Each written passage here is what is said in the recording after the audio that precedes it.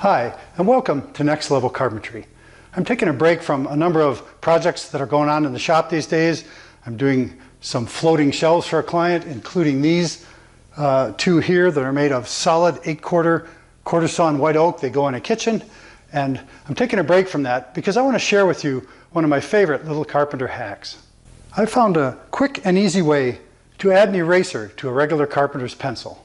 I call it upgrading your version 1.0 carpenter's pencil to this version 2.0 with a handy eraser on the end. It's not super strong and can get knocked off in rough use, but it's plenty robust for those times when, let's say, you need to rethink things. Since I did a how to sharpen a carpenter's pencil video a couple years ago, a lot of other YouTube channels have done their take on the topic. Much of what I've seen would get you laughed off any job site I was ever on. And I'll tell you one thing, if this was the best I could do at sharpening a carpenter's pencil, I sure wouldn't show it off in a YouTube video. Just saying. For full disclosure here, I'll tell you that I figured out this little hack way back when Next Level Carpentry was at about 1,000 subscribers, but chose to wait until it cleared 80,000 subscribers to eke out this little gem for you. Because now, if any of these other DIY channels see this video and try to make this tip their own, there's almost 85,000 of you out there who learned it from me first here at Next Level Carpentry. And as you'd expect, I'll be using a Next Level Carpentry pencil for this example. With its clear finish, this first step isn't as necessary on a Next Level Carpenter pencil, but because most carpenter's pencils are painted and paint tends to glob up on the end, I carefully trim a micron off the end on the miter saw to shave it clean. You see there? I'm going all metric for you guys. Now, take a pink pearl eraser like this. I like pink pearl erasers because the material seems to be more dense and less gooey than other types and brands, so they remove pencil marks better than other ones I've tried. Using a small scrap block and a sharp box cutter, I trim off the bevel end of the eraser so it's nice and square. Next, lay the eraser face down and spritz the back with Starbond aerosol activator like so. Then use Starbond medium CA glue on the end of the pencil, letting it puddle to soak into the wood a bit.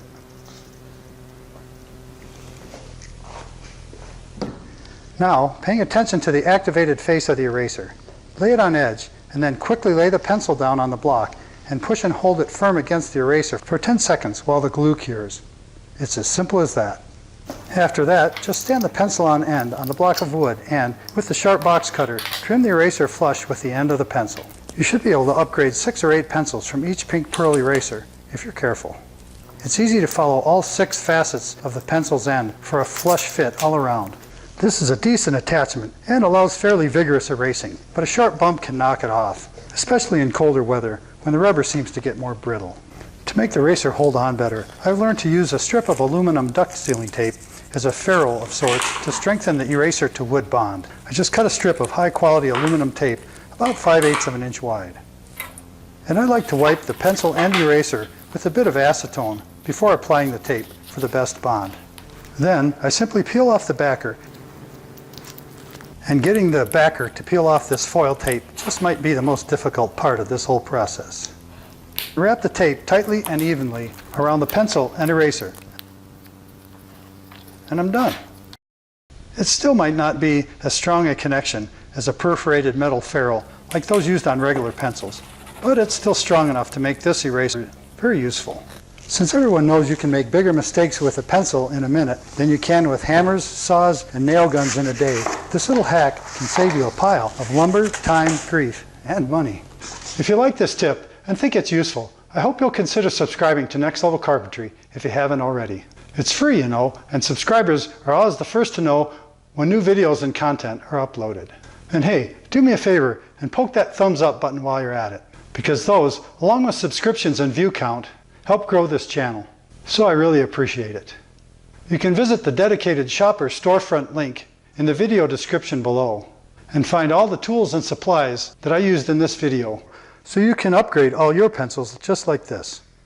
Cool thing about using Shopper is it's like supporting this channel for free, since any purchases you make through those storefront links are the same low online cost to you, but Shopper pays a small percentage of their profit to this channel, which helps me justify the time I spend producing free videos like this for you.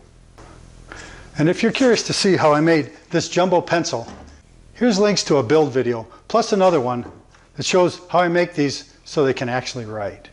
Since you just learned how to make a carpenter's pencil so that it can erase, now I'll show you how to sharpen one like a pro, so it will make the accurate marks required for professional results. No matter how many views a video has, don't believe them if they're telling you that this is what a sharpened carpenter's pencil looks like. It's not, and frankly, it's a bit embarrassing. To sharpen a carpenter's pencil like a pro, start with a sharp knife and pare down the flat faces first.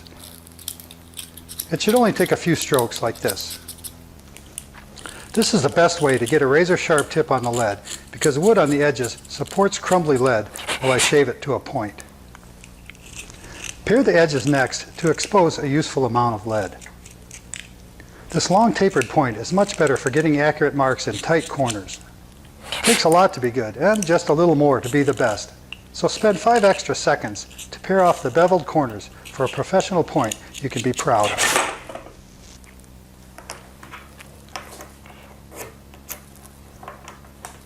And I want to tell viewers and subscribers that I'm working hard to get to a place where I can quit my day job and go all in with Next Level Carpentry.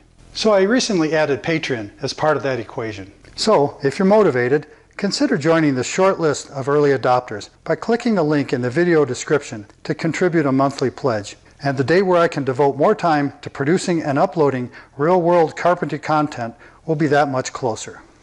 And now, I hope your professionally sharp version 2.0 Carpenter's pencil upgrade helps you out as much as mine helps me. And until next time, thanks for watching.